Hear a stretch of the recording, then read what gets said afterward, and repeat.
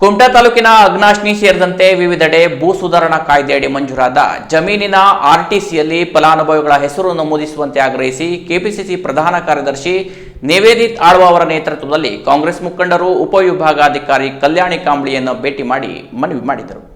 ಕುಮಟಾ ತಾಲೂಕಿನ ಅಗನಾಶಿನಿ ಗ್ರಾಮ ಸೇರಿದಂತೆ ಇನ್ನಿತರೆ ಕಡೆಗಳಲ್ಲಿ ಭೂ ಸುಧಾರಣೆ ಕಾಯ್ದೆಯಡಿ ಜಮೀನು ಮಂಜೂರಾದ ಪೈಕಿ ಸುಮಾರು 45 ಕುಟುಂಬಗಳಿಗೆ ಈ ತನಕ ಆರ್ಟಿಸಿಯಲ್ಲಿ ಫಲಾನುಭವಿಗಳ ಹೆಸರು ನಮೂದಾಗಿಲ್ಲ.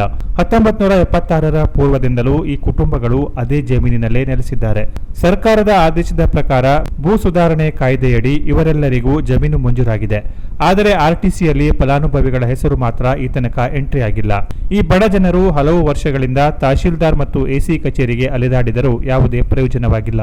ಬಳಿಕ ಕೆಪಿಸಿಸಿ ಪ್ರಧಾನ ಕಾರ್ಯದರ್ಶಿ ನಿವೇದಿತ ಆಳ್ವಾರ ಗಮನಕ್ಕೆ ಬಂದ ಕೂಡಲೇ ಕುಮಟಾ ಬ್ಲಾಕ್ ಕಾಂಗ್ರೆಸ್ ಅಧ್ಯಕ್ಷ ಭುವನ್ ಭಾಗವತ್ ಮತ್ತು ಗ್ಯಾರಂಟಿ ಯೋಜನೆಗಳ ಅನುಷ್ಠಾನ ಪ್ರಾಧಿಕಾರದ ಜಿಲ್ಲಾಧ್ಯಕ್ಷ ಸತೀಶ್ ನಾಯ್ಕರು ಈ ಸಮಸ್ಯೆಯಲ್ಲಿರುವ ಬಡ ಜನರ ಸುಮಾರು 45 ಪ್ರಕರಣಗಳ ಪಟ್ಟಿ ಸಿದ್ಧಪಡಿಸಿ ಉಪವಿಭಾಗಾಧಿಕಾರಿ ಕಲ್ಯಾಣಿ ಕಾಂಬ್ಳೆ ಅವರ ಕಚೇರಿಗೆ ಕಳುಹಿಸಿಕೊಟ್ಟಿದ್ದರು. ಆ ಸಂಬಂಧ ಉಪವಿಭಾಗಾಧಿಕಾರಿ ಕಲ್ಯಾಣಿ ಕಾಂಬ್ಳೆ ಅವರನ್ನ ಭೇಟಿ ಮಾಡಿದ ಕಾಂಗ್ರೆಸ್ ಮುಖಂಡರು ಭೂ ಸುಧಾರಣೆ ಕಾಯ್ದೆಯಡಿ ಮಂಜೂರಾದ ಜಮೀನಿನ ಆರ್ಟಿಸಿಯಲ್ಲಿ ಫಲಾನುಭವಿಯ ಹೆಸರು ಎಂಟ್ರಿ ಮಾಡಿಸಲು ಶೀಘ್ರ ಕ್ರಮ ಕೈಗೊಳ್ಳಿ, ಮತ್ತೆ ಆ ಬಡ ಜನರನ್ನು ಸತಾಯಿಸುವ ಕೆಲಸ ಮಾಡಬೇಡಿ ಎಂದು ಮನವಿ ಮಾಡಿದರು.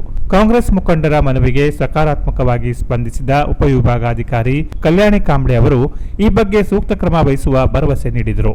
ಈ ಸಂದರ್ಭದಲ್ಲಿ ಕೆಪಿಸಿಸಿ ಪ್ರಧಾನ ಕಾರ್ಯದರ್ಶಿ ನಿವೇದಿತ ಆಳ್ವ, ಕುಮಟಾ ಬ್ಲಾಕ್ ಕಾಂಗ್ರೆಸ್ ಅಧ್ಯಕ್ಷ ಭುವನ್ ಭಾಗವತ್, ಗ್ಯಾರಂಟಿ ಯೋಜನೆಗಳ ಅನುಷ್ಠಾನ ಪ್ರಾಧಿಕಾರದ ಜಿಲ್ಲಾಧ್ಯಕ್ಷ ಸತೀಶ್ ನಾಯ್ಕ್, ಕಾಂಗ್ರೆಸ್ ಮುಖಂಡರಾದ ವೈಭವ್ ನಾಯ್ಕ್, ಪ್ರಶಾಂತ್ ನಾಯ್ಕ್, ಅಗನಾಶಿನಿ ಇತರರು ಇದ್ದರು. Canara plus news, Kumta.